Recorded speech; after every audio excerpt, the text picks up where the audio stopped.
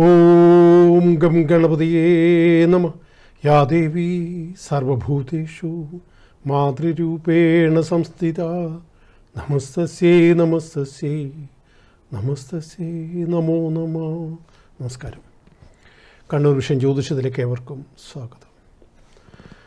നമ്മുടെ പുതിയ അധ്യായം ആരംഭിക്കുകയാണ്.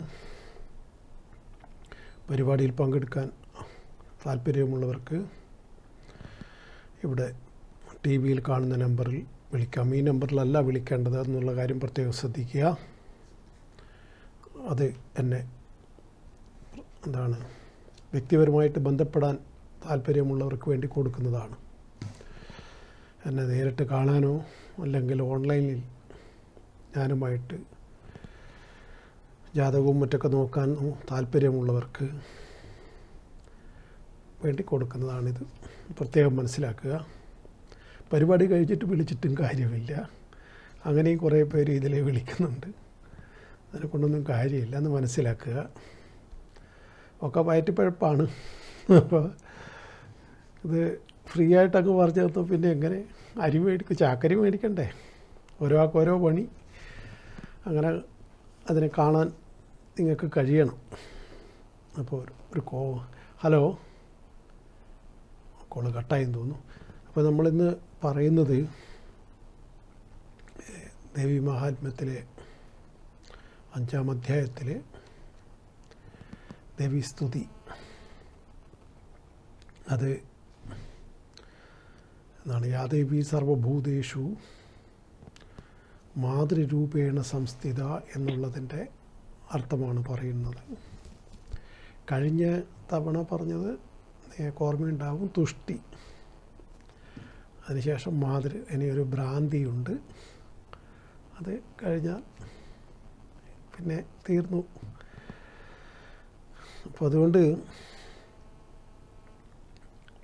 ഈ മാതൃരൂപേണ എന്ന് പറഞ്ഞാൽ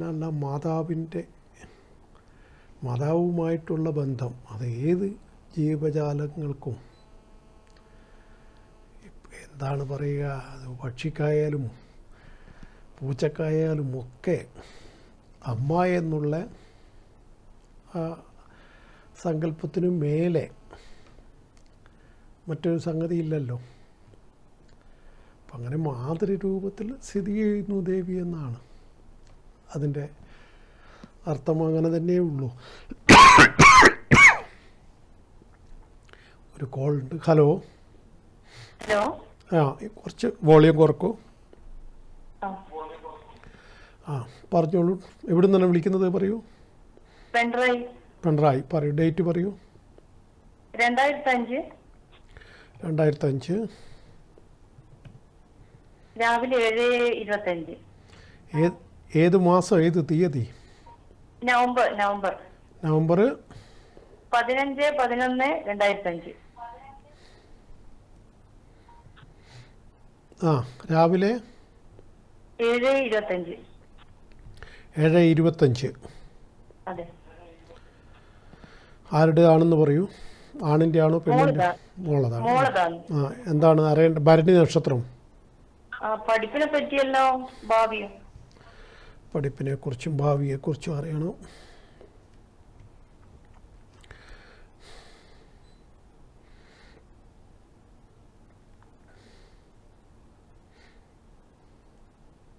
ഇപ്പം നടക്കുന്നത് സൂര്യദശയാണ്.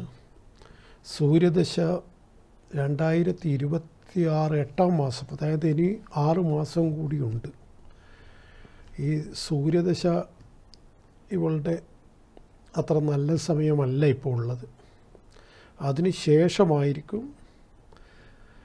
നല്ല കാലം വരുന്നത്. 10 കൊല്ലം.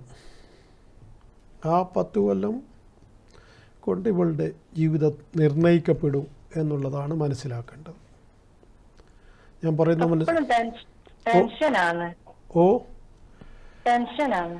അതെ, അത് ഈ സൂര്യൻ പിഴച്ച സൂര്യനാണ്. തുലാം രാശിയിൽ നിൽക്കുന്ന, നീചത്തിൽ നിൽക്കുന്ന സൂര്യനാണ്. ആ സൂര്യൻ്റെ സമയത്ത്, ദശാകാലത്ത് വളരെ വളരെ മോശമായ ഫലങ്ങളാണ് ഉണ്ടാവുക. 15 വയസ്സിന് ശേഷമാണ് സൂര്യൻ തുടങ്ങിയത്. അതിന് മാറ്റം വരുമെന്നാണ് ഞാൻ പറയുന്നത്. ഗവൺമെന്റ് അംഗീകാരമുള്ള ജോലിയിൽ ഇരിക്കാൻ പറ്റുവാ? എങ്ങനെ? ഗവൺമെന്റ് ജോലിയിൽ ഗവൺമെൻറ് ജോലിക്ക് സാധ്യത കുറവാണ്. 10ാം ഭാവാധിപൻ സൂര്യനാണല്ലോ. ആ സൂര്യനാണ് നീചത്തിൽ നിൽക്കുന്നത് 12ാം ഭാവത്തിൽ. അതുകൊണ്ട് അതിന് വലിയ പ്രാധാന്യം കൊടുക്കണമെന്ന് എനിക്ക് അഭിപ്രായമില്ല. കിട്ടിയാൽ കിട്ടി, അത്ര മാത്രമേ ഉള്ളൂ. പിന്നെ ഭാഗ്യസ്ഥാനത്തുള്ള ശനിയുടെ നിൽപ്പ്, അതൊക്കെ കുറച്ച് മോശമായ സംഗതി തന്നെയാണ്. അതിനെക്കുറിച്ച് ഞാൻ ഇവിടെ കൂടുതൽ വിശദീകരിക്കുന്നില്ല. അത് പിന്നെ അത്തരത്തിലുള്ള കൂടുതൽ ഇതിനെക്കുറിച്ച് അറിയണമെങ്കിൽ നിങ്ങൾ എന്നെ വന്ന് കാണുകയാണ് വേണ്ടത്. എന്താണ് ഇതിന് വേണ്ടിയിട്ടൊക്കെ ചെയ്യേണ്ടതെന്നൊക്കെ നമുക്ക് അന്നേരം പറയാൻ പറ്റും. ഇതിപ്പം പ്രൈവറ്റ് ജോലിയെ കിട്ടുമോ അന്നേരം? അത് കിട്ടുമല്ലോ. അതിനിപ്പം യാതൊരു പ്രശ്നവുമില്ലല്ലോ. അല്ലെങ്കിൽ ഇപ്പം പബ്ലിക് സെക്ടറിൽ എത്ര ചെറിയ പേഴ്സൻറ്റേജ് ആൾക്കാർക്ക് മാത്രമല്ലേ, ചെറുപ്പക്കാർക്ക് മാത്രമല്ലേ ആ ജോലി കിട്ടുന്നുള്ളൂ. അല്ലെ ആ ജോലി തന്നെ ഇനിയത്തെ കാലത്ത് ഇപ്പം AI പ്രവർത്തനങ്ങൾ നിമിത്തം ബാംഗ്ലൂരടക്കം ജോലിയിൽ നിന്നും ആൾക്കാരെ മെല്ലെ മെല്ലെ പതുക്കെ പുറത്താക്കാൻ തുടങ്ങിയെന്നാണ് ഞാൻ മനസ്സിലാക്കുന്നത്. അപ്പോൾ AI ഇത് കൂടുതലായിട്ട് വരുന്തോറും ഇനി തൊഴിൽ നഷ്ടം ഭയാനകമായിരിക്കുമെന്നാണ് പറയുന്നത്. ഡോക്ടർമാരുടെ പണി പോലും എടുക്കുമെന്നല്ലേ പറയുന്നത്. പക്ഷെ അതിനെക്കുറിച്ച് രണ്ടഭിപ്രായമുണ്ട്. എങ്കിലും പല തരത്തിലുള്ള ഓപ്പറേഷനും AI ചെയ്യാൻ പറ്റുമെന്നാണ് പറയുന്നത്.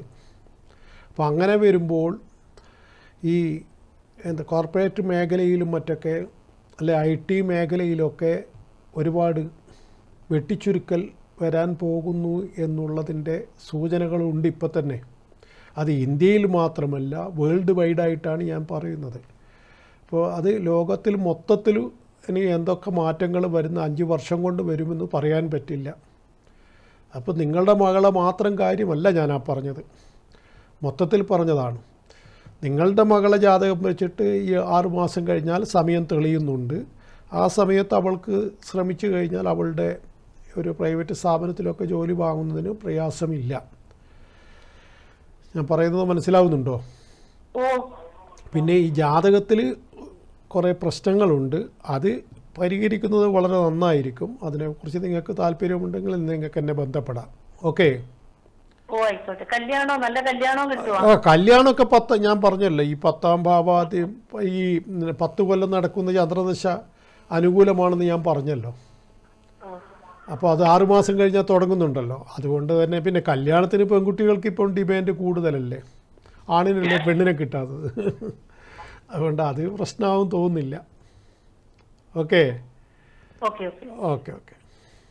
അപ്പോൾ ഞാൻ പറഞ്ഞത്, മാതൃരൂപത്തിൽ നിൽക്കുന്ന ദേവി സങ്കല്പം അല്ലെങ്കിലും ഭൂമിയിൽ ഏതു ഭക്തനും, ഭൂമിയിലെന്ന് പറഞ്ഞാൽ നമ്മളെ ഭാരതത്തിൽ തന്നെയാണ് ദേവിയുടെ ഏറ്റവും പ്രധാനമായ സ്ഥലം. അത് പിന്നെ യാതൊരു സംശയവുമില്ല. ദേവി ആരാധന അതിൻ്റെ പൂർണ്ണതയിൽ സേതു ഹിമാചലം എത്രയോ നൂറ്റാണ്ടുകളായിട്ട്, ആയിരക്കണക്കിന് വർഷങ്ങളായിട്ട്, അത് എന്ന് തുടങ്ങിയെന്നൊന്നും ആർക്കും പറയാൻ പറ്റില്ല. ശിവശക്തി, അത് പ്രപഞ്ചത്തിൻ്റെ മാതാപിതാക്കൾ എന്നുള്ള ഭാരതത്തിൻ്റെ കൺസെപ്റ്റ്, അത് പിന്നെ ലോകം തന്നെ ഒരു പരിധിവരെ, കാരണം ഇപ്പോഴും ചില ഹിമാലയത്തിൻ്റെ ചില പ്രത്യേക സ്ഥലങ്ങളിലേക്കൊന്നും ആളുകൾക്ക് പോകാനാവുന്നില്ലല്ലോ. അത് ശിവൻ്റെയും പാർവതിയുടെയും കൈലാസം. അപ്പോൾ അങ്ങനെ എന്തൊക്കെയോ ഉണ്ട്, അതിനിഗൂഢമായ രഹസ്യങ്ങൾ. ആർക്കും അതൊന്നും പറയാൻ, വിശദീകരിക്കാൻ പോലും പറ്റാതെ പലതും ഉണ്ട്.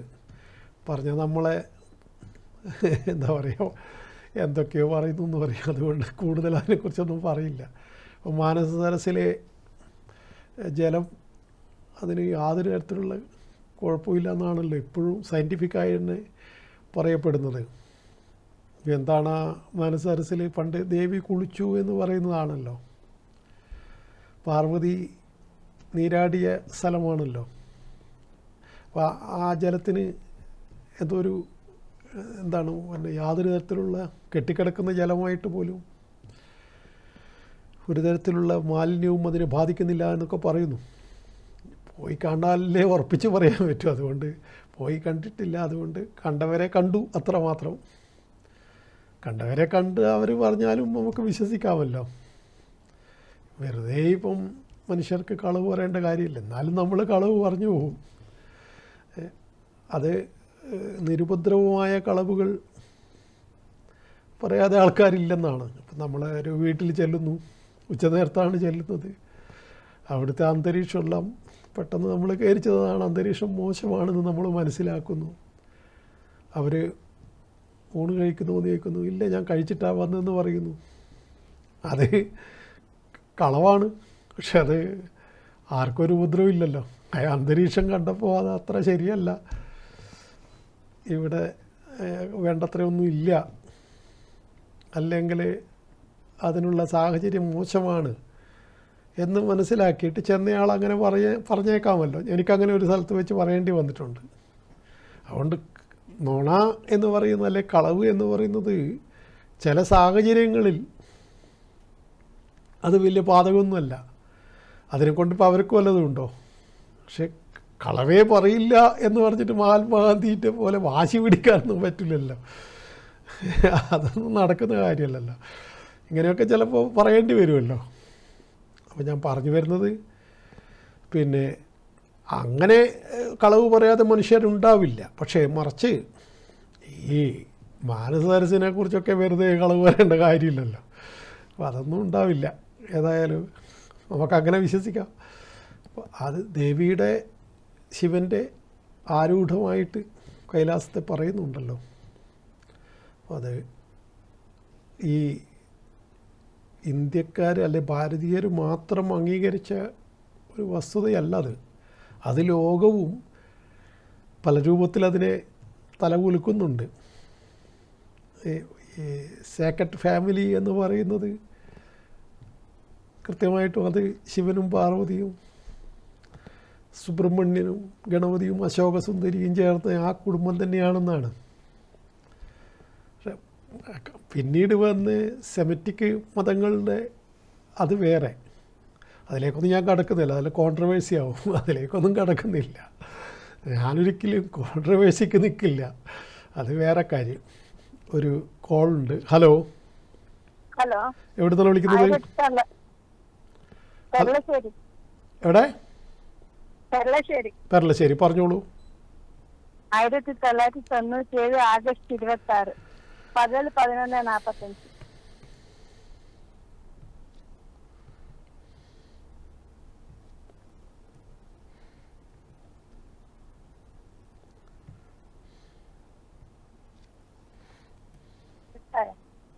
ഇല്ലില്ല, 11:45. ആരുടേതാണ്? മോളത്. ഒരു എന്താണ് അറിയേണ്ട വിഷയം? പറയൂ.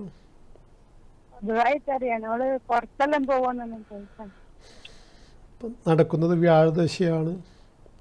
വ്യാഴദശ കാലം പൊതുവെ ഈ ഇവൾക്ക് അഭിവൃദ്ധിയുടെയും ഐശ്വര്യത്തിൻ്റെയും 25 വയസ്സിന് ശേഷം ഇങ്ങോട്ടേക്ക് നല്ലതായിട്ട് വന്നു എന്ന് പറയാം. അതിനുശേഷമല്ലേ കല്യാണമൊക്കെ നടന്നത്? കല്യാണം കഴിഞ്ഞു. അതെ, 25-ന് ശേഷമല്ലേ നടന്നത്? റെഡി. അപ്പോൾ ഇനി അത് പുറത്തേക്കൊക്കെ പോകാം. പുറത്തു പോകാനെന്ന് പറയുന്നുണ്ടല്ലോ. ഓ, പുറത്തു പോകാനെല്ലാം കഴിയും. പുറത്തു പോകാൻ അതാണ് ഞാൻ പറഞ്ഞത്, പുറത്തേക്ക് പോകാമെന്ന്. ഭർത്താവ് എന്താണ് ജോലി? എന്താണ്? രണ്ടാളുമായിട്ട്. വലിയ ഇവിടെ ഒരു ദോഷവും കാണുന്നില്ല, വലിയ ഇത് തന്നെയാണ് കാണുന്നത്. പിന്നെ നല്ല ബന്ധവുമാണ് അവർ തമ്മിൽ. അയാൾക്ക് കുറച്ച് മേൽക്കൈ ഉണ്ടാവും,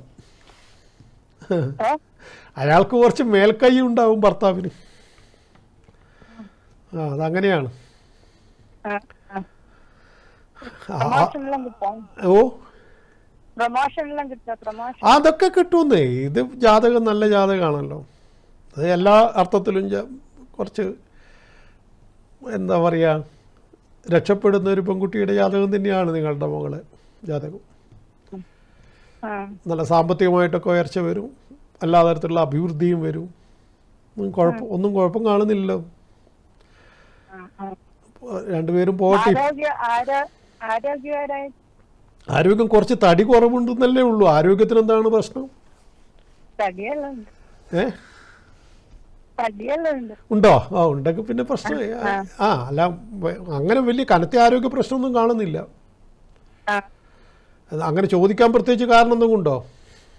ഇല്ല, വേറെ ഒന്നും അസുഖമൊന്നുമില്ല. പിന്നെന്താണ്, വെറുതെ എന്തിനാണ് ഇങ്ങനെ ആ, വെറുതെ അങ്ങ് ചോദിക്കുക.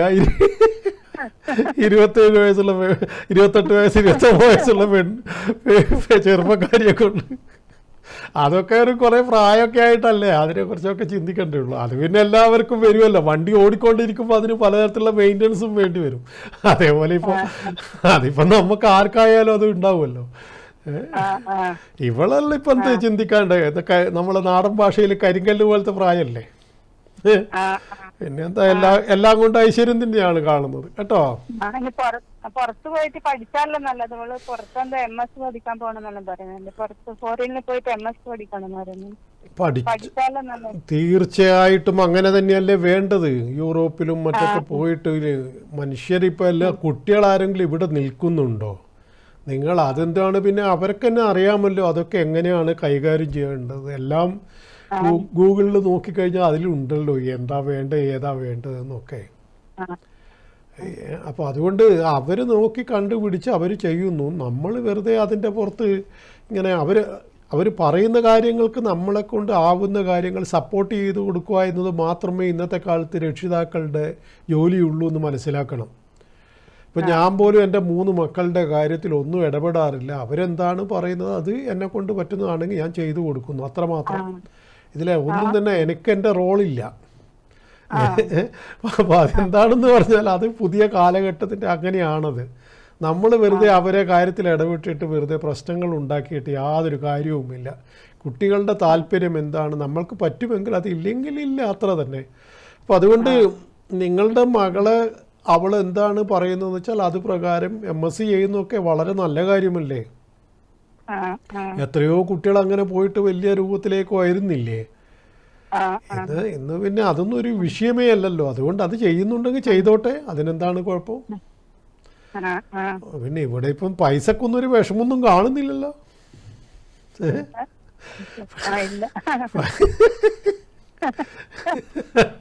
അത് ചെറിയ കാര്യമാണോ? ചിരിക്കുന്ന ചിരിയാണല്ലേ. പൈസ ഇവിടെ ധാരാളമായിട്ടുണ്ട്. അപ്പോൾ അതുകൊണ്ട് അത് എങ്ങനെയാണ് വേണ്ടത് വെച്ചാൽ കൈകാര്യം ചെയ്യാൻ പറയൂ.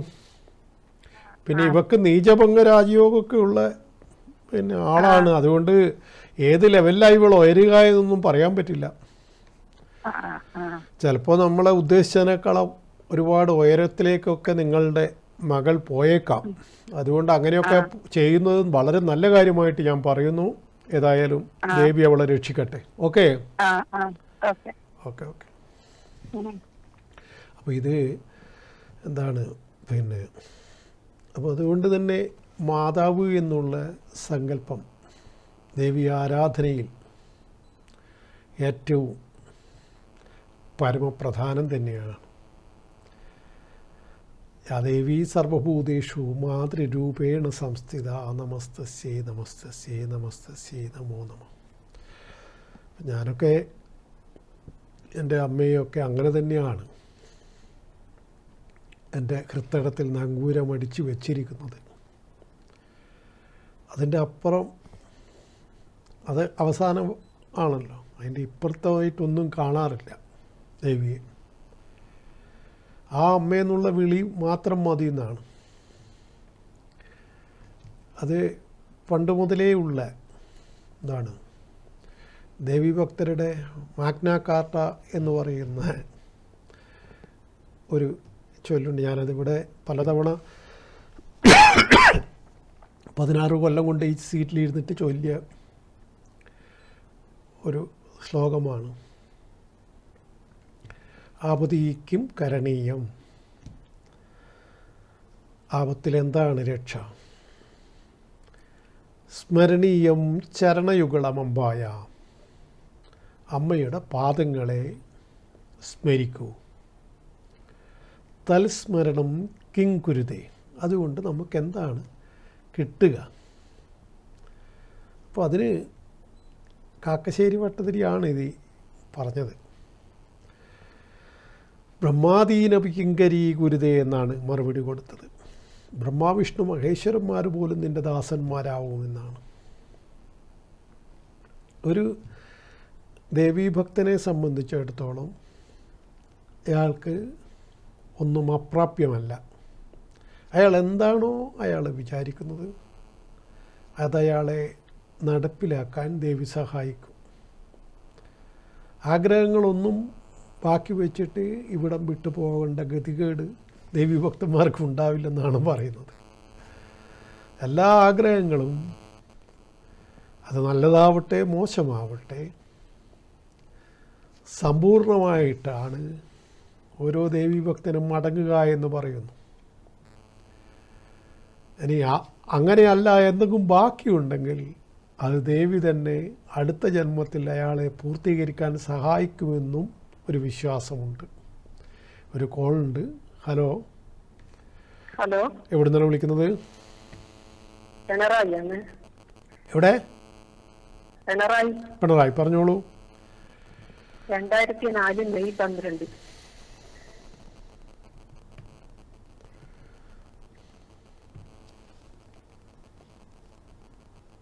രാത്രി 9:08.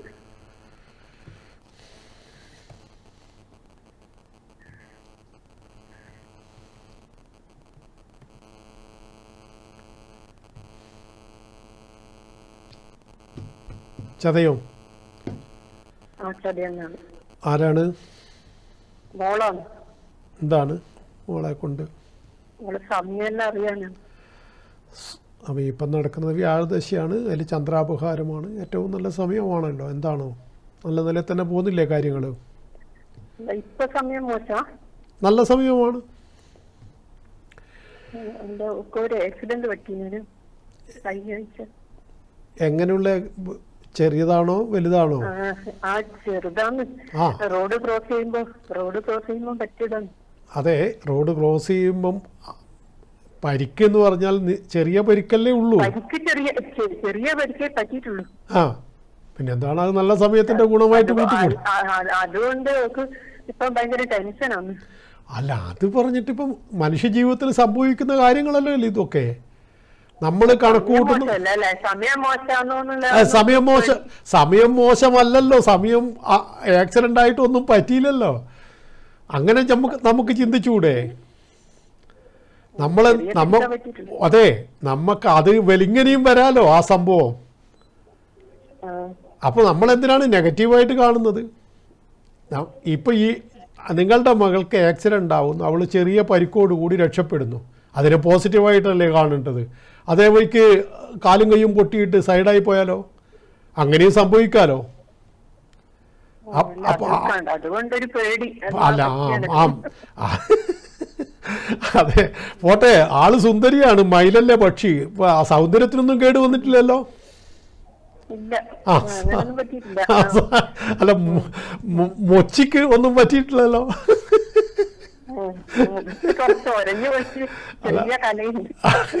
അതങ്ങ് മാറിക്കോളൂ. അതെ, ഞാൻ പറയുന്നത് മനസ്സിലാകുന്നുണ്ടോ? അതായത് അവള് രൂപലാപണ്യമുള്ള പെൺകുട്ടിയാണ്. അവൾക്ക് അത് നഷ്ടപ്പെട്ടു കഴിഞ്ഞാൽ അവൾ ആകെ തകർന്നു പോകും. അപ്പോൾ അത് ഈ പ്രായത്തിലൊക്കെ അതിന് തകർച്ച വന്നാലേ അത് വലിയ കുഴപ്പമായി പോകും. അതൊന്നുമില്ല, ദൈവാനുഗ്രഹം ഭയങ്കരമായിട്ടുള്ള ജാതകമാണ്. ഞാൻ പറയുന്നത് കണ്ണിന് വരേണ്ടത് പിരികത്തിന് തട്ടി അങ്ങ് പോയി എന്ന് മാത്രമേ കൂട്ടേണ്ടതുള്ളൂ. അവളോട് അതിനൊന്നും ടെൻഷൻ അടിക്കണ്ടെന്ന് പറയൂ. വെറുതെ ഇങ്ങനെ ഇതൊക്കെ എൻ്റെയൊക്കെ ജീവിതത്തിൽ 9 ആക്സിഡൻറ്റ് സ്വന്തം നിലയിലുണ്ടായ ആളാണ് ഞാൻ. അങ്ങനെയാണെങ്കിൽ ഞാനൊക്കെ പേടിച്ചിട്ട് വണ്ടി ഓടിക്കുമോ? പണ്ട് എല്ലാം 35 വയസ്സിന് മുമ്പാണ്. 35 വയസ്സിന് ദേവിയുടെ അനുഗ്രഹം കിട്ടിയതിന് ശേഷം പിന്നെ ഒന്നുമില്ല. അതിന് മുമ്പേ 35 വയസ്സിന് മുമ്പ് 9 ആക്സിഡൻ്റ് ഉണ്ടായിരുന്നു. അപ്പോൾ അങ്ങനെയാണെങ്കിൽ ഇപ്പം പിന്നീട് ഞാൻ എപ്പോഴും മാളത്തിൽ ഒളിക്കണ്ടേ ഭയന്നിട്ട്? അങ്ങനെയല്ലല്ലോ ഉണ്ടായത് പിന്നീട്. അതുകൊണ്ട് ഞാൻ പറയുന്നത്, നിങ്ങൾ ഇവളോട് പറയൂ, ഇതൊക്കെ മനുഷ്യ ജീവിതത്തിൻ്റെ ഭാഗമാണിതൊക്കെ. പെട്ടെന്ന് വരുന്ന ഒരു ആക്സിഡൻറ്റ്, അങ്ങനെ എന്തൊക്കെ ഓരോ ദിവസവും എത്ര പേരാണ്. ഇന്നലെ കണ്ടില്ലേ, ഇന്നലെയോ മിനിഞ്ഞാന്നോ മറ്റോ ഒരുത്തൻ കുളത്തിൽ വീണ്, ഒരുത്തൻ മരിച്ചു, ഒരുത്തൻ രക്ഷപ്പെട്ടു. ഇങ്ങനെ എത്രയോ ആക്സിഡൻറ്റുകൾ. അപ്പോൾ ഈ ലോകം മുഴുവനും ഇങ്ങനെ ദിവസേന ആയിരക്കണക്കിന് ആളുകൾ മരിക്കുന്നില്ലേ? ലോകത്തിൽ ഏറ്റവും കൂടുതൽ മനുഷ്യർ മരിക്കുന്നത് ഒന്ന് ഹൃദയസ്തംഭനത്താലും മറ്റൊന്നും വാഹനാപകടത്താലും ആണെന്ന് മനസ്സിലാക്കണം. അപ്പോൾ നിങ്ങളെ മകൾ വാഹനാപകടത്തിൽ പെട്ടുവെങ്കിലും ഒന്നും പറ്റാതെ അവൾ രക്ഷപ്പെട്ടു. അപ്പോൾ അവൾ പിന്നെ അതിൻ്റെ പുറത്ത് ടെൻഷൻ അടിക്കുന്നതും ഞാൻ പുറത്തിറങ്ങുമ്പോൾ ഇനിയും എനിക്ക് പറ്റുമോ എന്ന് ചിന്തിക്കുന്നതൊക്കെ വിഡ്ഢിത്തരമാണ്. അപ്പോൾ അതുകൊണ്ട് അങ്ങനെയൊന്നും വേണ്ടെന്ന് നമ്മളോട് പറയൂ. ഈശ്വര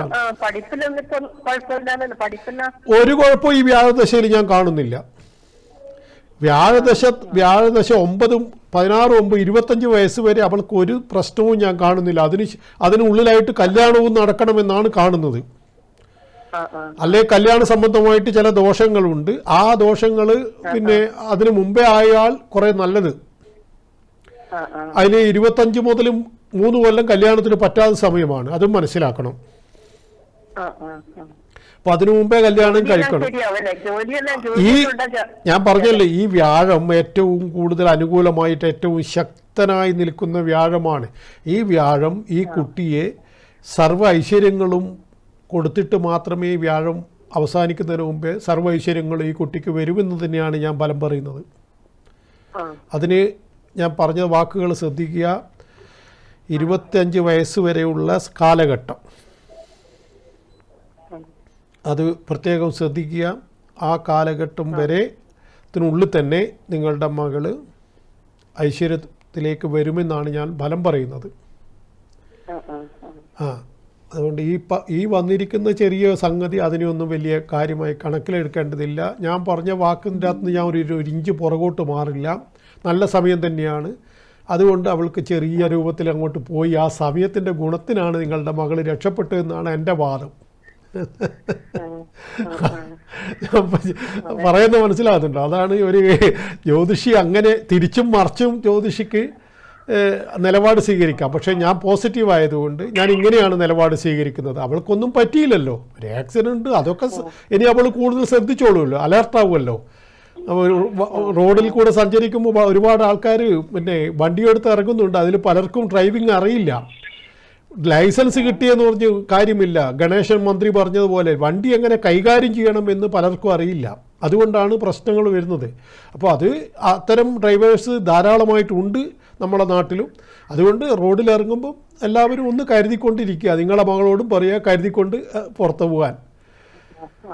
അത്ര തന്നെ. പിന്നെ ഈ കല്യാണ സംബന്ധമായ ദോഷങ്ങൾക്ക് എന്തെങ്കിലും പരിഹാരം വേണമെങ്കിൽ നിങ്ങൾക്ക് എന്നെ ബന്ധപ്പെടാം. അത് പരിഹരിക്കേണ്ടത് നിങ്ങൾക്ക് താല്പര്യമുണ്ടെങ്കിൽ എന്നെ ബന്ധപ്പെടാം. Okay okay okay. അപ്പോൾ ഇവിടെ ഞാൻ വിളിച്ച കോളറോട് പറഞ്ഞത് ശ്രദ്ധിക്കുക. അതായത് ഞാൻ പറഞ്ഞു ആ കുട്ടിക്ക് നല്ല സമയമാണ്, ഇപ്പോൾ ആക്സിഡൻ്റായി എന്ന് അമ്മ പറയുന്നു. അപ്പോൾ അതിനെ ഞാൻ പറയുന്നു ആക്സിഡൻ്റായിട്ട് ഒന്നും പറ്റിയില്ലല്ലോ എന്നല്ലേ ഞാൻ ഉടനെ അങ്ങോട്ട് ചോദിക്കുന്നത്. നിങ്ങൾ ശ്രദ്ധിച്ച് കാണും. കാരണം ഇങ്ങനെയുള്ള സമയത്തൊന്നും പറ്റില്ല. ഈ പോയിൻ്റ് ബ്ലാങ്കിൽ വെടിവെച്ചാൽ കൊള്ളില്ല, അതാണ് മാറിപ്പോകുന്നതാണ്. പോയിൻ്റ് ബ്ലാങ്കിൽ വെടിവെച്ചാൽ ഏതൊരാളും ചത്തുപോകുമല്ലോ. പക്ഷേ മാറിപ്പോവാ ചില സമയത്ത്. അങ്ങനെയുള്ള മിറാക്കിളൊക്കെ സംഭവിക്കും. അതേപോലെ ഞാൻ അങ്ങനെ തന്നെ പറഞ്ഞു. ഇത്തരം വ്യാഴദശയിലും ശുക്രദശയിലും മറ്റൊക്കെ മനുഷ്യർക്ക് കാര്യമായിട്ടൊന്നും പറ്റില്ല. അത് പിഴച്ച സമയമാണെങ്കിൽ അത് മതി അവിടെ കിടപ്പിലാവാൻ, നട്ടെല്ല് കൂട്ടിയിട്ട്. അതാണ് വ്യത്യാസം. മനുഷ്യർക്ക് ഇതിൻ്റെ സമയത്തിൻ്റെ പിന്നെ എന്താണ് ഗുണവും ദോഷവും. ഇവിടെ ഇപ്പം കുട്ടിക്ക് ഈ സമയത്തും കുട്ടി അനുഭവിക്കാൻ കാരണം അത് മറ്റൊരു കാര്യം. അത് ഏരശനിയുടെ ചെറിയ ദോഷങ്ങൾ അവൾക്കുണ്ടല്ലോ. അപ്പോൾ ഏരശനിക്കാലത്ത് ഇങ്ങനെയുള്ള അവിചാരിതമായ അനർത്ഥങ്ങൾ എന്നുള്ളൊരു ഫലമുണ്ട്. അതാണ് കുട്ടി ഇപ്പോൾ അനുഭവിച്ചിട്ടുണ്ടാവുക. പക്ഷെ ദശാഫലം കൊണ്ട് ഏറ്റവും കൂടുതൽ അനുകൂലമായ സമയമായതുകൊണ്ട് അതൊന്നും ബാധിക്കാതെ ആ ആക്സിഡൻറ്റിൽ നിന്നും കുട്ടി രക്ഷപ്പെടുകയും ചെയ്തു. അതുകൊണ്ടാണ് ജ്യോതിഷം പറയുന്നത് യോഗങ്ങൾക്കും ദശാഫലങ്ങൾക്കുമാണ് പ്രാധാന്യമെന്ന്. പിന്നീട് മാത്രമേ ചാരവശാലുള്ള ഫലങ്ങളൊക്കെ വരുന്നുള്ളൂ. ചാരവശാലുള്ള ഫലങ്ങൾ തീരെ അവഗണിക്കുന്ന ജ്യോത്സ്യന്മാരുമുണ്ട്. കാരണം അത് ഒരു വയറ്റിപ്പഴപ്പായിട്ട് മാത്രം വെറും ഏറശനിയും കണ്ടകശനിയും എന്ന് മാത്രം പറഞ്ഞിട്ട് യൂട്യൂബിലും ഇപ്പം കാണാം അത്തരം ആൾക്കാരെ.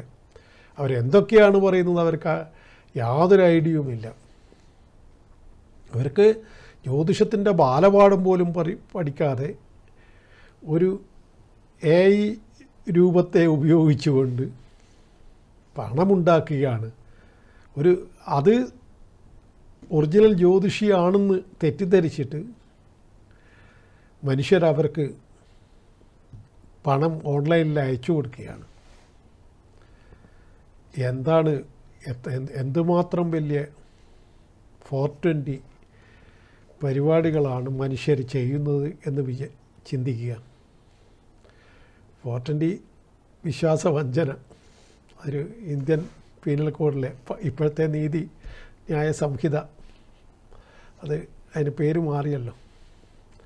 പണ്ടത്തെ 420 എന്നാണ് പറയുക. ഒരാളെ കൊണ്ട് 420 എന്ന് പറഞ്ഞാൽ അവൻ പക്കാ ഫ്രോഡാണെന്നാണ്. വിശ്വസിക്കാൻ കൊള്ളാത്തവൻ, വിശ്വാസവഞ്ചകൻ. അത്തരം മനുഷ്യന്മാർ AI സഹായത്തോടു കൂടി ജ്യോതിഷിയുടെ രൂപം കൈവരിച്ചുകൊണ്ട് എങ്ങനെയാണ് മനുഷ്യരെ അപകടപ്പെടുത്തുക, എങ്ങനെയാണ് പണം തട്ടിക്കുക, എങ്ങനെയാണ് ഇതാ ചെയ്യുക. കാരണം അയാൾക്ക് മേൽവിലാസവും ഇല്ലല്ലോ, അയാളെ ഒരിക്കലും കാണുന്നുമില്ലല്ലോ, അയാൾ അജ്ഞാതനായിട്ടിങ്ങനെ ഇരിക്കുകയല്ലേ. ഒരുത്തൻ്റെ കുബുദ്ധിയാണ്, പണത്തിന് വേണ്ടിയാണ് ചെയ്യുന്നത്. തലവെച്ച് കൊടുക്കുന്നു കുറേ ആളുകൾ. അതിനിപ്പം അവനവൻ്റെ സാമർഥ്യം ഇതൊന്നും ഈ നേരാൻ വണ്ണം അല്ലാതെ പൈസയൊന്നും അവസാനം കൊണ്ടേ ഒന്നിനും പറ്റില്ല. അത് വേറെ കാര്യം. അന്ന് ഈ പറ്റിക്കുന്ന സമയത്ത് അത് മനസ്സിലാവില്ല. അതങ്ങനെയുണ്ട്. നമ്മളെല്ലാം ഇങ്ങനെ ജീവിച്ചു പോയത് അത്തരം കണ്ണീരിൻ്റെ പണമൊന്നുമില്ല, പറ്റിച്ചിട്ടുള്ള പണമൊന്നുമില്ല. നെഞ്ചത്ത് കൈവച്ച് തന്നെ സംസാരിക്കും ആ കാര്യത്തിലൊക്കെ. ഒരു കോളുണ്ട്. ഹലോ, എവിടുന്നാണ് വിളിക്കുന്നത്? കൂടാളി, പറയൂ. 1995 ഏപ്രിൽ 6/4/95. 6/4/95. സമയം പറയൂ. സമയം 9 മണി രാത്രി. 9 മണി രാത്രി 9. ആരുടേതാണെന്നും പറയൂ. എന്റെ തന്നെയാണ്. എന്താണ് അറിയേണ്ട കാര്യം? ജോലിന്റെ കാര്യം. ജോലി എന്താണ് എന്തിനു വേണ്ടിയാണ് ശ്രമിക്കുന്നത്? മെഡിക്കൽ ഫീൽഡാണ്. ആ, മെഡിക്കൽ ഫീൽഡ്. ജോലി കുറച്ച് നാൾ ചെയ്തിട്ടുണ്ടായിരുന്നു. പിന്നെ കൊറോണ സമയത്തിൽ റിസൈൻ കൊടുത്തു. പിന്നെ ഒന്നും ചെയ്യാൻ പറ്റില്ല.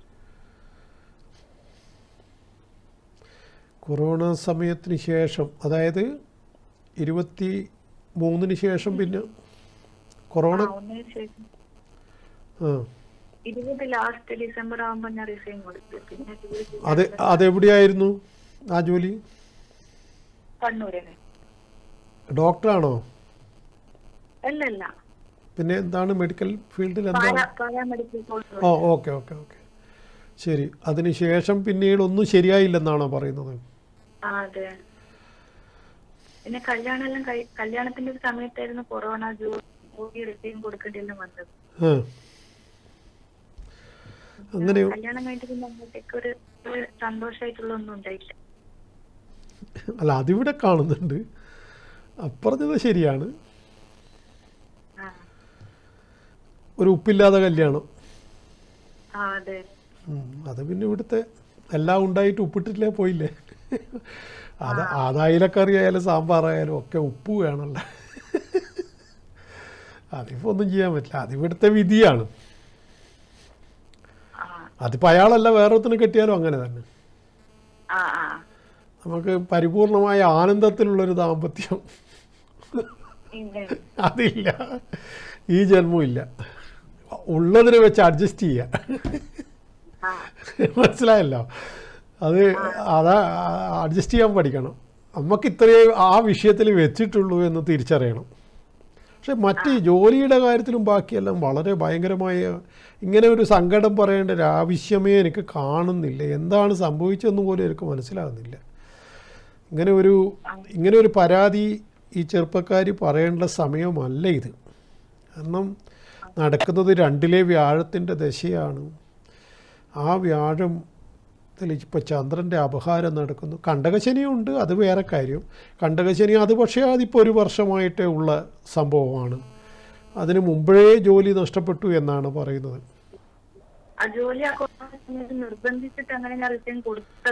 അത് ശരി, അത് വലിയൊരു തെറ്റായിപ്പോയി എന്ന് തോന്നുന്നു. അതൊരു മാന്യമായ ജോലി ആയിരുന്നു അല്ലേ?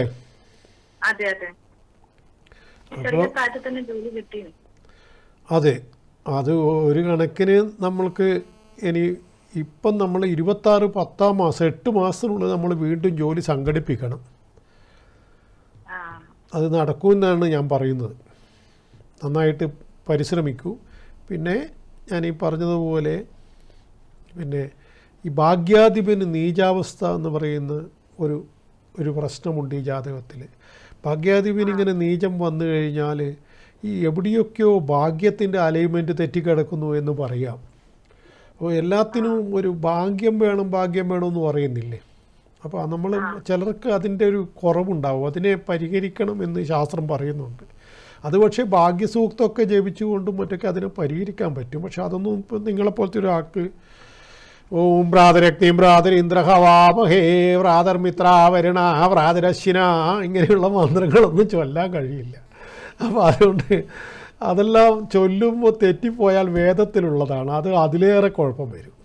അപ്പോൾ അതുകൊണ്ട് ഈ രത്നക്കല്ലുകളൊക്കെയാണ് അതിനൊക്കെ ഉള്ള ബദലായിട്ട് നമ്മൾ പറഞ്ഞു കൊടുക്കുക. ഇങ്ങനെയുള്ള മന്ത്രങ്ങൾ ചൊല്ലിക്കഴിഞ്ഞാൽ അതിൻ്റെ പവർ പറയാനാവില്ല എന്ന് പറയുന്നുണ്ട്. പക്ഷെ അത് എന്താണ്, ഭാഗ്യഹാനി വരും നേരം ഭാഗ്യസൂക്തം ജപിക്കണമെന്ന് പറയുന്നുണ്ട്. പക്ഷെ അത് പ്രാക്ടിക്കലല്ല പലപ്പോഴും. കാരണം ഒന്നാമത് അത് വേദത്തിലുള്ളതാണ്, അതിന് ഛന്ദസ്സുണ്ട്, ഉച്ചാരണ ശുദ്ധി തെറ്റാൻ പാടില്ല, അങ്ങനെയൊക്കെ ഉണ്ട്. അപ്പോൾ അതൊന്നും നടപ്പിലാക്കാൻ ബുദ്ധിമുട്ടാണ്. പക്ഷേ മറിച്ച് പിന്നെ ഈ രത്നക്കല്ലുകളൊക്കെ ഉപയോഗിക്കുന്നത് നടപ്പിലാക്കാൻ എളുപ്പമുള്ള കാര്യമാണ്. ഇവിടെ മരതക പച്ചയാണ് ധരിക്കേണ്ടത്. അങ്ങനെ താല്പര്യമുണ്ടെങ്കിൽ ഒന്ന് തന്നെ ബന്ധപ്പെട്ട് നോക്കൂ. ഈ ജോലി സംബന്ധമായ കാര്യങ്ങൾ നമുക്ക് ഈ സമയം അത്രമാത്രം അനുകൂലമാണ്. അതിനെ പരിഹാരം ചെയ്യുന്നത് നന്നായിരിക്കുമെന്ന് മാത്രമേ ഞാൻ പറയുന്നുള്ളൂ, നിങ്ങളുടെ താല്പര്യം പോലെ കേട്ടോ. ഞാൻ പറഞ്ഞല്ലോ, ഈ ജോലിയുടെ കാര്യത്തിലും ആവട്ടെ കുടുംബജീവിതത്തിൻ്റെ കാര്യത്തിലാവട്ടെ ഈ ഭാഗ്യാധിപൻ്റെ മറവും പിന്നെ നീചഭാവസ്ഥിതിയും നീചരാശി സ്ഥിതിയും വളരെയേറെ വ്യക്തികളെ കുഴപ്പത്തിലാക്കുമെന്ന് പറയുന്നു. പുരുഷന്മാരാണെങ്കിൽ അവർ പലരും ലഹരിക്കടിമപ്പെടുന്ന ഒരു സ്വഭാവവും കൂടി നീചരാശിയിൽ ഗ്രഹങ്ങൾ വീണുപോയാൽ പിന്നെ മധുസൂദനൻ നായരുടെ കവിത പോലെ ജന്മദോഷത്തിൻ്റെ അനാഥത്വമോ പൂർവ്വ കർമ്മബന്ധത്തിൻ്റെ കാറ്റോ രാശിപ്രമാണങ്ങൾ മാറിയിട്ടോ നീചരാശിയിൽ വീണുപോയിട്ടോ എന്നുള്ള പിന്നെ മധുസൂദനൻ നായരുടെ കവിതയുണ്ട്, നാരായണത്ത് ഭ്രാന്തൻ്റെ എന്നുള്ള. അതിൽ പറയുന്നത് പോലെ നീചരാശിയിൽ വീണുപോയിട്ടാണോ ഇങ്ങനെയൊക്കെ സംഭവിക്കുന്നത്? കർമ്മദോഷത്തിൻ അനാഥത്വമോ പൂർവ്വകർമ്മബന്ധത്തിൻ്റെ കാറ്റോ. അപ്പോൾ എന്ന് പറഞ്ഞ പോലെ ഈ കഴിഞ്ഞ ജന്മത്തിൽ എവിടെയോ ഉള്ള ചില തകരാറുകൾ, എല്ലാത്തിനും ഒരു ഭാഗ്യത്തിൻ്റെ ഒരു വിഷയം മനുഷ്യജന്മത്തിൽ ചിലരുടെ കാര്യത്തിൽ പിന്നെ ഭാഗ്യം വല്ലാതെ രൂപത്തിൽ കത്തിജ്വലിക്കുന്നത് നമുക്ക് കാണാൻ പറ്റും. ചിലർ എത്ര ആയാലും എന്തൊക്കെ പരിശ്രമിച്ചാലും എവിടെയും എത്താതെ അവസാനം പട്ടടിയിലേക്ക് അവരെ എടുക്കുന്നതും കാണാൻ പറ്റും. അപ്പോൾ എന്തുകൊണ്ടാണ് അങ്ങനെ സംഭവിക്കുന്നത് എന്ന് ചോദിച്ചാൽ ഭാഗ്യത്തിൻ്റെ കുറവ് തന്നെയാണ് പ്രധാനമായിട്ടും. എവിടെയും എത്താതായി പോകുന്ന മനുഷ്യരെ പരിശോധിക്കുമ്പോൾ നമുക്ക് അവരുടെ ജാതകമൊക്കെ പരിശോധിക്കുമ്പോൾ അങ്ങനെയാണ് ഞാൻ മനസ്സിലാക്കിയിട്ടുള്ളത്. അപ്പോൾ ഇവിടെ എല്ലാം ഉണ്ടെങ്കിലും ഭാഗ്യത്തിൻ്റെ കുറവുള്ളവളാണ്. ആ യാഥാർത്ഥ്യം ഉൾക്കൊള്ളാൻ കുറച്ച് ബുദ്ധിമുട്ടായിരിക്കും. എന്താ എനിക്ക് മാത്രം അങ്ങനെയാണ്? അതൊന്നും എനിക്ക് മറുപടി പറയാനില്ല. ഞാനിവിടെ കണ്ടത് പറഞ്ഞു, നിങ്ങൾക്കത് വേണമെങ്കിൽ സ്വീകരിക്കാം, അത്രമാത്രം. ആ പറഞ്ഞതിൻ്റെയൊക്കെ അർത്ഥം മനസ്സിലാക്കാനുള്ള നല്ല വിവരമുണ്ടാവും. 2-ൽ വ്യാഴമുള്ളവളാണ്, അതുകൊണ്ടാണ് ഭർത്താവിനെയും കൂടി അഡ്ജസ്റ്റ് ചെയ്യുന്നത്. ഇതൊക്കെ ഇങ്ങനെയൊക്കെയാണല്ലോ മനുഷ്യജന്മം എന്നുള്ള ചിന്താഗതിയൊക്കെ ഉണ്ടാവും. 2-ൽ വ്യാഴം നിൽക്കുമ്പോൾ മുഖശ്രീത്വം നന്നായിട്ടുണ്ടാവുകയും നല്ല തരത്തിലുള്ള പെരുമാറ്റവും വർത്തമാനങ്ങൾ ഉണ്ടാവുകയും അതേപോലെ ചിന്താശേഷി നാൾക്ക് നാൾ വർദ്ധിച്ചു വരികയും ചെയ്യുക എന്നൊക്കെ അതിൻ്റെ ഫലമാണ്. അപ്പോൾ അതുകൊണ്ട് ഞാൻ പറഞ്ഞതൊക്കെ മനസ്സിലാക്കാനുള്ള ബുദ്ധിയൊക്കെ ഉള്ള ചെറുപ്പക്കാരിയാണ്, പൊട്ടത്തിയൊന്നുമല്ല. അതുകൊണ്ട് ചിന്തിച്ചിട്ട് വേണ്ട തീരുമാനമെടുക്കൂ. Okay okay okay. ഞാൻ പറഞ്ഞത് മാതൃരൂപത്തിൽ നിൽക്കുന്ന ആ മാതൃസങ്കല്പത്തെ നമ്മൾ പിന്നെ ആരാധിക്കുമ്പോൾ അമ്മ, ഞാൻ നേരത്തെ പറഞ്ഞതുപോലെ അമ്മയുടെ പാദങ്ങളെ സ്മരിക്കാൻ കാക്കശ്ശേരി പട്ടുതിരിപ്പാട് പറഞ്ഞതുപോലെ അമ്മയുടെ പാദങ്ങളെ തന്നെ മുറുകെ പിടിക്കുക. സ്വാഭാവികമായിട്ടും അതിന് ഇത്തരം സ്തുതികളൊക്കെ ഏറ്റവും നല്ലതാണ്. നാരായണീയ സ്തുതി, അതേപോലെ ഈ 5-ാം അധ്യായത്തിലെ സ്തുതി, ഇതൊക്കെ ദേവിയുടെ കൃപ നമ്മളിലേക്ക് ഒഴുകി വരാൻ കാരണമാവുമെന്ന് പറയുന്നു. അങ്ങനെ ദേവിയുടെ ഒരു കൃപാകടാക്ഷം, അത്ര അതിനെക്കുറിച്ച് അങ്ങനെയാണ് പറയുക, ഒരു എന്തോ ഒരു ദേവിയിൽ നിന്ന് നമുക്കെന്തോ ഒന്ന് കിട്ടാനുണ്ട്. അത് കിട്ടിക്കഴിഞ്ഞാൽ ജീവിതം പ്രകാശപൂർണമായി മാറുന്നു. അതാണ് ഞാൻ ഇത്രയും കൊല്ലത്തെ ജീവിതം കൊണ്ട് ഞാൻ പഠിച്ചത് അത് മാത്രമാണ്. അതെൻ്റെ അനുഭവമായതുകൊണ്ട് ഞാൻ അത് വ്യക്തവും ദൃഢവുമായ ഭാഷയിൽ ആരുടെ മുമ്പിലും നിന്നിട്ട് അതിനെ ഉച്ചസ്ഥരം ഉദ്ഘോഷിക്കുന്നു. അത് സോഷ്യൽ മീഡിയയിൽ കൂടി ഞാൻ പറയുന്നു, ഇവിടെ ഇരുന്നും പറയുന്നു. ആരും എന്നെ ചോദ്യം ചെയ്യാനൊന്നും വന്നിട്ടില്ല ഇന്ന് വരെ. ചോദ്യം ചെയ്യാൻ കുറച്ച് ബുദ്ധിമുട്ടുണ്ട്, അതുകൊണ്ടാണ് ആരും ചോദ്യം ചെയ്യാത്തത്. അത് അങ്ങനെയാണ്. ചോദ്യം ചെയ്യണമെങ്കിലും വ്യക്തമായിട്ട് അത് ഏത് അടിസ്ഥാനത്തിൽ എന്ന് പറഞ്ഞിട്ട് അതിനെ സംവാദത്തിന് തയ്യാറായി കഴിഞ്ഞാൽ അതിന് സംവാദത്തിന് എപ്പോഴും തയ്യാറാണ് താനും ഞാൻ. പക്ഷെ ആരും അതിനെ ചോദ്യം ചെയ്യാൻ ഇന്ന് വരെ എൻ്റെ അടുത്ത് വന്നിട്ടില്ല, എൻ്റെ ഈ പ്രസ്താവനയെ. മാത്രമല്ല എൻ്റെ റീലുകളൊക്കെ ആയിരക്കണക്കിന് ആൾ കാണുന്നതല്ലേ. ആരും എന്നോട് എന്താണ് ഏതാണ് എന്നൊന്നും ചോദിച്ചിട്ടില്ല. അതെന്ത് എനിക്ക് മാത്രമുള്ള പ്രത്യേകതയാണോ എന്ന് എനിക്കറിയില്ല. അല്ലെങ്കിൽ പലരെയും സോഷ്യൽ മീഡിയ കൊന്നു കൊല വിളിക്കുമല്ലോ. ഇപ്പം സോഷ്യൽ മീഡിയയിൽ നടക്കുന്നതിൽ ഏറ്റവും പേർക്ക് വിറ്റ് തോന്നിയത് 2 പേരുടെ യുദ്ധം തുടങ്ങിയിട്ടുണ്ട്. കൃഷ്ണരാജ് വക്കീലും സത്യഭാമിയും മുട്ടേണ്ട ആൾ തന്നെയാണ് മുട്ടുന്നത്. ഞാനൊക്കെ അത് കണ്ട് ആസ്വദിക്കുകയാണ്. കാരണം എന്ന് പറഞ്ഞാൽ രണ്ടും കണക്കാണ്. ഇങ്ങനെ ഒരു സോഷ്യൽ മീഡിയ എത്രമാത്രം മോശമായിട്ട് അതിനെ ഉപയോഗിക്കാം എന്നുള്ളതിൽ റിസർച്ച് ചെയ്യുന്നവരാണ് ഈ വാർദ്ധക്യത്തിൻ്റെ പടി കടന്നിരിക്കുന്ന ആ 2 വ്യക്തികൾ. ഞാൻ വിചാരിക്കാറുണ്ട് പലപ്പോഴും, എന്തുകൊണ്ടാണ് പ്രായം കൂടി വന്നിട്ട് പോലും ഒന്നും മനസ്സിലാക്കാനോ അല്ലെങ്കിൽ ഭാഷയെങ്കിലും ഒന്ന് ശുദ്ധീകരിക്കാനോ ഇവർക്കൊന്നും സാധിക്കാത്തത്. എത്രമാത്രം വൾഗറായ ഭാഷയാണ് ഉപയോഗിക്കുന്നത്. ഒരു യുവാവിനോ യുവതിക്കോ അത്തരത്തിലുള്ള ഭാഷകളൊക്കെ വന്നാൽ അത് നമുക്ക് ക്ഷന്തവ്യമാണ്.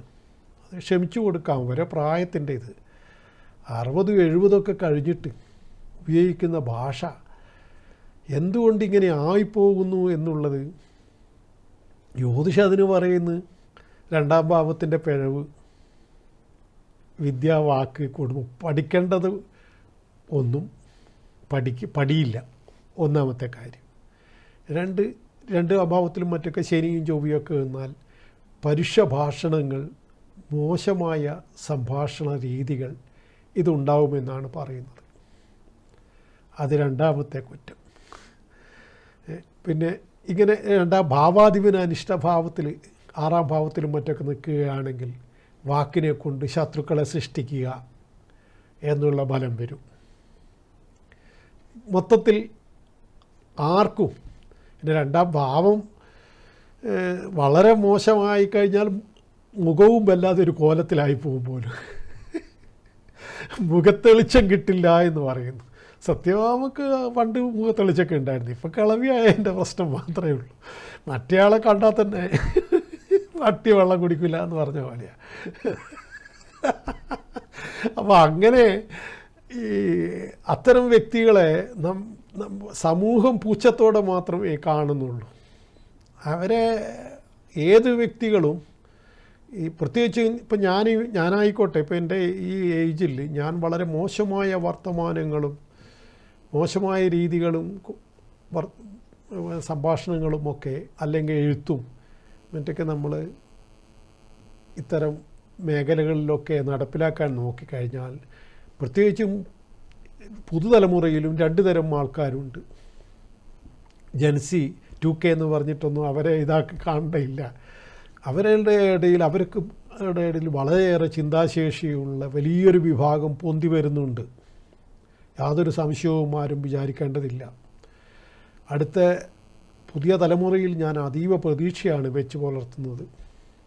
അവരൊക്കെ സത്യത്തിൻ്റെയും നേരിൻ്റെയും പാതയിലേക്ക് തന്നെ പാതയിൽ കൂടെ തന്നെ സഞ്ചരിക്കണമെന്ന് വിചാരിക്കുന്ന ആളുകളുടെ എണ്ണം കൂടുതലാണ്. അപ്പോൾ അവിടെ അത്തരം ഒരു സാഹചര്യത്തിൽ മോശമായ പദപ്രയോഗങ്ങളും ഇതൊക്കെ ആയിട്ട് കളന്നെറിയാൻ കിളവന്മാർ തയ്യാറാവുമ്പോൾ ചെറുപ്പക്കാർക്ക് അവരോട് പുച്ഛമല്ലാതെ വേറെ ഒരു വികാരവും ഉണ്ടാവില്ലെന്നാണ് ഞാൻ വിചാരിക്കുന്നത്. ഏതായാലും ഇത്തരം വാക്കുകളും കാര്യങ്ങളൊക്കെ ഒഴിവാക്കി ജീവിതത്തിൽ മുഴുവൻ ഒഴിവാക്കാൻ പറ്റിയെന്ന് ഞാൻ പറയുന്നില്ല. ചിലപ്പോൾ ടെംപ്റ്റേഷനൊക്കെ വിധേയനായിട്ടുണ്ടാവാം.